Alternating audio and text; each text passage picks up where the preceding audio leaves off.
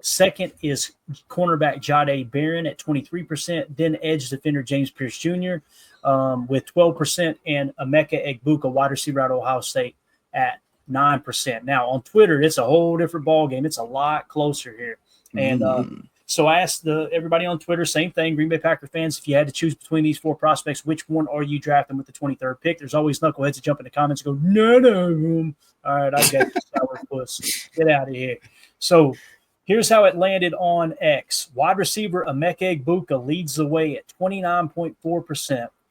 Edge defender James Pierce Jr. at 27.4% in second place. Kenneth Grant in third place at 19.2%. I'm sorry, Jahdae Barron in third place, cornerback out of Texas at 24%. And then Kenneth Grant came in last year at 19.2%. I want to hear y'all's vote real quick, and we got an article to get to on it. Of course, the fans want us to take a wide out in the first round. Of course. I'd rank them in this order. I'd go Pierce Jr., Barron, Grant, and Egbuka, just because I don't think that Grant's realistic. I like James Pierce Jr. just too much. But if the scenario is that I know for sure Jaw's not there, I go Jahdae Barron 100%. Got it. All right, so here's what we did with this. Put together a piece over on our Patreon group. You guys who want to join our Patreon group, it's growing like a weed, having a lot of fun in there. Just hop over to patreon.com/Packer Fan Total Access. For $3 a month, you get access to everything on the site. It also gets you entered into giveaways, which we are still looking for Chewy. He won the autographed Mason Crosby card. And up next, y'all going to like this one, boys, an autographed rookie card of Javon Bullard. All right, so we got a Javon Bullard autographed rookie card. It's going to be the giveaway this Saturday. Make sure you're a member of at least the $3 tier. We'll put you on the pinky wheel and spin that sucker live Saturday night on the show and give that card away. Just a way for us to give back to those who are supporting the Patreon group. Here we go. 4 prospects that could be available for Green Bay at pick 23. This was the vote we just showed you guys, okay? Here's a breakdown of those prospects. When Green Bay makes their choice with the 23rd pick, there is a reasonable chance these players could be available. Below are scouting reports on each along with their ranking on our PTA big board. So James Pierce Jr. is the highest of these 4 on our big board, all right? He obviously edge defender out of Tennessee. James Pierce Jr. is a dynamic edge rusher with explosive speed and a relentless motor, making him a nightmare for opposing quarterbacks. He's slightly undersized but compensates with elite quickness off the line and a rare ability to bend around tackles. His knack for generating pressure stands out as a top tier, though he's still refining his run defense. Showing noticeable improvement in holding his ground against blockers during the 2024 season, Pierce projects as a potential top 15 pick in the 2025 NFL Draft with a double-digit sack upside at the next level. The RAS here, 940 at 6'5", 245, 31-inch vert, 10. It's 10.03 broad jump, scoring a 9.23. So he's got plenty of explosion there, even though the vertical didn't suggest it. 40-yard dash, though, 4.47. Yeah, that's crazy. It's nuts. Hand size 10 inches even, and then his arm length 32 3/4. And then we can scroll back up to this in a second. Look at the PFF grades, guys. In 2022, only a 68. Then in 2023, became a starter. He jumped all the way to 90.4 overall defensive grade. And then in 2024, stabilized at an 87.1. His pass rush grade last year, 89.4, with a run defense grade of 84.1 and overall defensive grade, like we said, of 87.1. We can scroll up or stay right here. Talk to me about James Pierce Jr. Y'all good with him at 23? I would be. I feel like he's just explosive. That 4.47 speed, you can't coach that. And if he coming around, I feel like that we've lost the ability to have a really good specialized speed rusher. I don't think we've had a true one since. I mean, honestly, that's why I love Brenton Cox so much, is because he just reminds me more of like the old school prime Play Matthews, where they just had that guy that was bendy and twisty, and you had to watch him shoot around that edge. And I don't know. I'd be really excited to see what he brings. The only thing I would be hesitant with is that the guys that I like right now are in such a deep rotation that I don't see them on the field as much as I'd like to. So what kind of impact is James Pierce Jr. going to come into an already solidified, I'd say 4-man rotation right now between Gary, LVN, Kingsley, and then my boy Cox. So is Pierce Jr. going to go in there? Who is he going to take snaps from? Or does that mean everybody's on a smaller rotation even still, which I know that they like apparently because they keep him quote unquote fresh. But man, I'd love to have a guy that's more of like a Max Crosby where he stays out there for 100% of the snaps. It'd just be insane. Yeah. Pierce is a dog, man. If he's on the board, you got to think about taking him. You really do. As bad as I want a 3-tech or somebody, on that D line early, I'm not opposed to James Pierce at all. Yeah, H.E. Solders makes a great point here. He says, do the Packers think Pierce can hold the edge? Seems like the plan is to get a bigger at defensive end. Well, the Packers set up a top 30 visit with him, right? And I'm going to be honest with you guys. And Solder isn't saying this, obviously, but many people, they immediately, if it's a player they don't like or a player they don't think the Packers, well, that's a smokescreen. That stuff happens.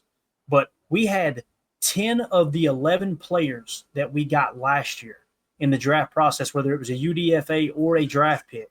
The only player we didn't have a top 30 visit with was Marshawn Lloyd, I believe. Everybody else were top 30 visits. So we can kind of put that to bed a little bit. I don't think Goody's wasting all these top 30 visits on smoke screens. And again, Solder isn't saying that. But Solder, here's how I look at what you just said. What was the big complaint about our edge defenders this year? It wasn't stopping the run, right? It was getting after the quarterback. So here you got a guy who's a pass rush freaking demon. And we're going, he's not really big enough to play the edge. I know you're not saying that. You're asking, do the Packers think he can hold the edge? That's where I get frustrated because it's like, man, we gotta decide here. Do we want to get after the quarterback or not? You know what I mean? Well, so that's where do you see him as being more of a role player, especially early in his career, where it's like it's a second and third down guy. When you know what I mean? When especially a third and long, you get this guy back there, pin his ears back, and he's a little undersized. We talked about, man, there's plenty of Culvers. He can hit that up, a little cheese curds. Bro, honestly, think about. I was gonna say, you throw 10 pens on him, all of a sudden 6'5", 253 sounds like all right. That's just fine, Cheese curds make my stomach hurt all the time, but I do eat them though. All right, let's move it along here. Next on the list, we talked about a little bit earlier, Kenneth Grant in the 13 spot. Kenneth Grant is a massive interior defensive lineman who combines brute strength with surprising agility for his build. Greg Cosell talked about his agility. Like, people think he can't rush the passer. They're going to be surprised at the NFL level. This dude can move, is what he said. So it says he excels at clogging run lanes and collapsing pockets, often requiring double teams that free up teammates to make plays. Think about Mason Graham. Why did he have so much success? It could have something to do with Kenneth Grant playing alongside him, right? While not a prolific pass rusher, his ability to disrupt plays in the backfield is invaluable, and he's shown growth in his hand usage and technique through 2024. Projected as a mid-first-round pick, Grant profiles as a dominant force who could anchor an NFL defensive line as a high-impact selection. Obviously, the RAS we talked about, a 717. Here are the PFF grades. In 2022, 72.7. 2023, he jumped to an 80.4. In 2024, he climbed even higher to an 83.7. Had a pass rush grade of 75.3, run defense grade of an elite 87.5, scoring that 83.7 overall. Tim, you have the floor, sir. You're muted, Tim. My bad. I was over here watching Kenneth Grant highlights. My bad. Yeah, again, I mean, all these guys we're going to break down. We shouldn't feel bad about any of them at 23, honestly. But, obviously this is one of my favorites here. I just don't know, how hopeful I should be that he's even on the board at that time. But I would be all for this pick right here. This was my vote on the poll. I think we need to get better in the trenches, and this would be a really good foot forward. Yeah, he's one of those guys where every year there's about 10 to 15 players that I just don't give the time of day because I don't want to get my heart broke. I don't want to get interested just to see him go to, number 6 overall or something like that. So he's one that I just haven't invested a lot of energy in just because I don't see him lasting past 13, 15. You know what I mean? Right. It's just, I just don't. He's too good for that. Ron Sandoval says, Grant, a gift from the football gods. Jim Harbaugh. Jim Harbaugh said, yeah, his old coach. Yeah. I mean, and that's the kind of thing. It's like, obviously Jim Harbaugh saying that, you have to imagine there's 31 other teams right now in the league saying, I respect Jim Harbaugh quite a bit. If he was that integral to that guy's defensive scheme and plan, that just seems to me like a lot of guys are probably salivating. Defensive coordinators that are like, I could plug and play that Kenneth Grant right in the middle of my defense. And so, Greg Rice with the random facts here. My bad. I hit that on accident. I was trying to put that. Leftover pizza in the air fryer is amazing. Yeah, that's clutch. Those are facts. I wanted to hit dead fishes here. Big DTs don't usually have good RAS scores, but Grant is big and he has a high RAS. That's true. Yep. Good point. All right, next. It's one of my favorites right here, boys. Number 15 spot, Jahdae Barron, cornerback out of Texas. Here's the guy. Jahdae Barron is a versatile and instinctive cornerback who thrives in multiple roles, including outside corner, nickel, and even some safety looks. His physicality and football IQ allow him to excel in both man and zone coverage with quick feet and a knack for jumping routes. Barron's toughness shines in run support, though he can occasionally get caught out of position against elite speed. Projected as a mid-first round pick, he profiles as a reliable day one contributor with CB2 potential and possible CB1 upside in the right defensive scheme. That sounds like Jair on draft day right there. But I'm just sure does. Jahdae Barron RAS card is an 8.62. He measured in at 5'10", a little over 5'10 and a half, right there where Jair was. Weight 194, 40-yard dash 4.39. Go ahead, Jake. I just can't not give Bates some credit. Before we moved on, he said Kenneth Imodium Grant stopping the runs. Ooh, that's pretty good, man. Put it on the ticker. Like that. Hey, that's pretty That Marine good. Corps sense of humor. You got to love it.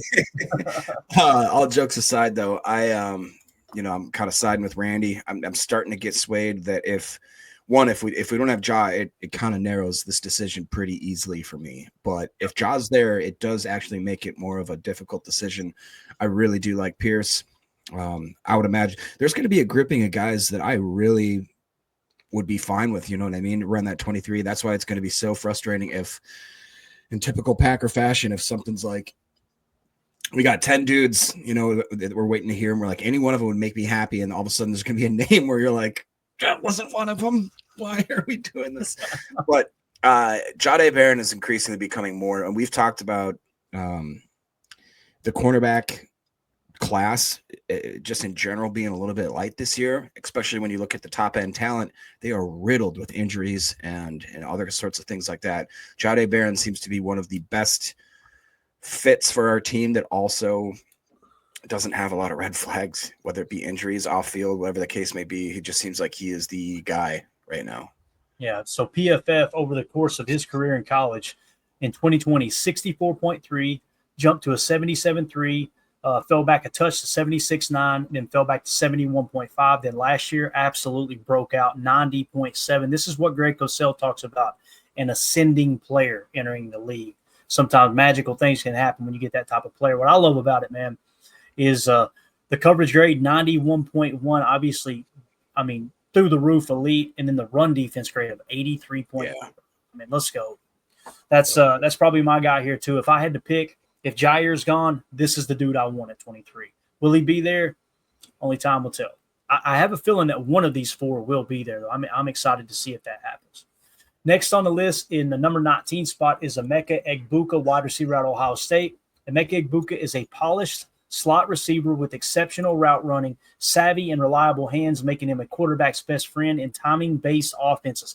That is what Matt LaFleur's offense is. It is timing-based, choice route central. You want a dude that Greg Cosell talked about. This dude plays and talks like a 10 or a 12-year vet. He said a 10-year vet, but he said he's going to be a good player in the league for 12 years. I firmly believe that. And he's talking about the smarts, and he can run every route on the tree. It's just kind of like a Puka Nacua, a lot smaller though. A Puka Nacua, an Amon-Ra St. Brown, those type of guys that just have a knack for getting open and catching the damn football. It says he lacks elite top end speed, but wins with quickness, fluid hips, and the ability to separate underneath and in intermediate range. His 2024 season marked a strong bounce back after an injury-marred 2023, highlighting his value as a chain mover with some yards after catch ability. Egbuka could thrive in a system like the Shanahan tree, Matt LaFleur's offense, drawing comparisons to players like Amon-Ra St. Brown, and is a likely first-round pick. Again, he's not my top choice, but with a 9.72 RAS and knowing how this offense operates, him and Jaden Reed paired up on one side and them rotating playing F and Z, That's an exciting thought. So that's why, like, him sitting in the 19 spot, I would not mind that pick at all. Wouldn't be my top choice, but if those other three guys are gone and Emeka Egbuka sitting there at 23, sign me up, man. A 9.72 RAS with 4.48 speed, 38-inch vertical, and he did measure in at 6 foot, a little over 6 foot and a half inch is what it looks like, and 202 pounds. So he's actually thick. So we all think about it. What would you say to Mr. Cleavers here? Says we already have slot receivers. Yeah, that's the thing. Yeah, big misconception about slot receivers in the Shanahan offense. Many times you have the Z who motions into the slot, and you'll hear us refer to him as the F. The F was traditionally supposed to be a fullback tight end hybrid that'll flex outside, come in the backfield, move back outside. Well, guess what? That's what Jayden Reed does, so he's our F. So when you put those guys out there together, what essentially ends up happening, and Greg Cosell breaks this down tremendously, when you've got nasty splits, those nasty splits, meaning everybody's inside the numbers, inside the numbers on the field, those slot receivers end up being outside receivers, meaning they run corners in wolf concepts. They run out routes in wolf concepts. They'll run a slot fade. We've seen our boy Jayden Reed do it time and time again with the slot fade. Or like we talked about, a very deep post. Go back and watch the Rams game. It's very, very interchangeable in Matt LaFleur's offense. It's not a West Coast spread Mike McCarthy offense where, that guy can't line up playing a damn near a Baylor split lined up all the way over on the sideline, right? Nobody's saying he's a boundary X. But what do you got at X? You've got Romeo Dobbs, you got Tay Wicks that can play X, and you got Bo Melton that can stretch the field at X. If you get somebody like Egbuka, they can no longer key in on Jayden Reed on those jet sweeps or that Z motion, F motion, whatever you want to call it, to where they can run those outbreakers. Again, would I rather have a 6'8" wide receiver that runs a 4.3 40? Absolutely. But Emeka Egbuka, I'm telling you, boys, mark my words, you're going to look back in 5 years and go, damn if he ain't a good wide receiver. It's going to happen. But go ahead, Jacob. Sorry. No, that's I agree completely. I wanted you to kind of spell it out there, just so you did a great job. That's exactly what I was looking for there. Coach Lynn says if we reduce formations, then we can mix and match. He also goes on to say that Emeka is a good blocker. Also, I mean, he just seems like an actual puzzle piece fit for this Matt LaFleur offense. It really does. Clayton hit it on the head, man. If this guy's on the board at 23, you really got to think about taking him. You really do. Of course, that means my dreams will be crushed and no Jayden Higgins for us. But I would not feel bad about Emeka Egbuka. Luther Burden III out of Missouri. That's another one that comes to mind, that type of receiver. But I think Egbuka is the premier talent there in that crop. So if he makes it to 23, I wouldn't be surprised. I mean, if we go wide receiver in the first round, this is probably your guy. Yeah. And again, you guys remember we covered this in real time. The Ohio State Pro Day, where was Goody at? Showed him right on the front row, in front of all the other scouts standing there, watching him jump that vertical jump at Egbuka. He's all over Egbuka right now. So the stars have to align. There's other players I would much rather have than Egbuka, but if he's the best available according to our board at 23, sign me up, man. I'm all about it. H.E. Solder makes a great point here. He says, need Musgrave to click this year in the worst way. If you can get Musgrave to click and flex him out, boy, that would be a nice way to try to get a little bit of that missing element back from Christian Watson being gone. That's a big body guy who's got decent speed. Let him get out there and work the perimeter a little bit. I hope they allow him to do that. I really do. That's a great point there, Solder. So in terms of the PFF grade for Emeka Egbuka, boy, the voice is going bad. 79.5 overall offensive grade. When you go back to 2021, here are his grades: 72.8, 83.1, 72.9, although it did sound like he was had some injuries he dealt with in 2023, if that scouting report was correct. And then in 2024, he jumped up to a 79.5. He never had a bad year the whole time at Ohio State. So played for a big-time program. He knows what it takes to win a championship. They did that last year. He was kind of one of those safety valves for Will Howard with that national championship team that still pisses me off. They beat my Irish. But boy, oh boy, did they get the job done. So that's Emeka Egbuka. Any other thoughts on him, gents? Nah. Jaden Higgins in the second round instead. Let's go. Hey, I'm with you there. If James Pierce Jr. falls, James Pierce Jr. in the first, give me Jaden Higgins in the second, I'm good with it. Kenneth Grant falls, give me Kenneth Grant in the first, Jaden Higgins in the second, I'm good with it. Jahdae Barron, yep. That's why I highlighted these 4 players. Yep. And really, I like that on Twitter.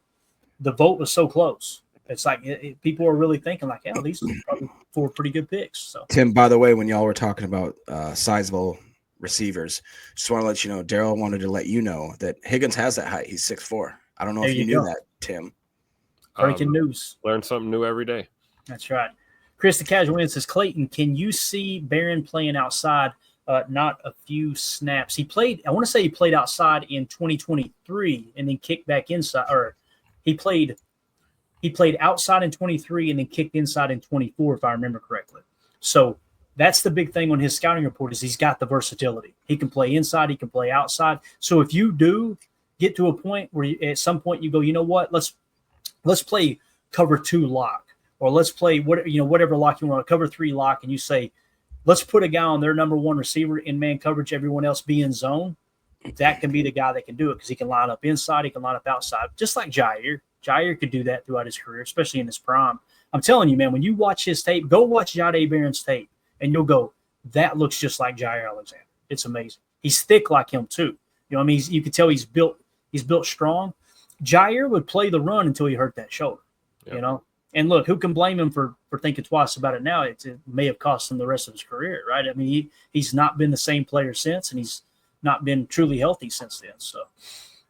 So again, here's the parting thoughts. All 4 players will be great value for the Packers at pick 23, filling positions that are considered a need for Green Bay. Which do you like the most of these 4? Let us know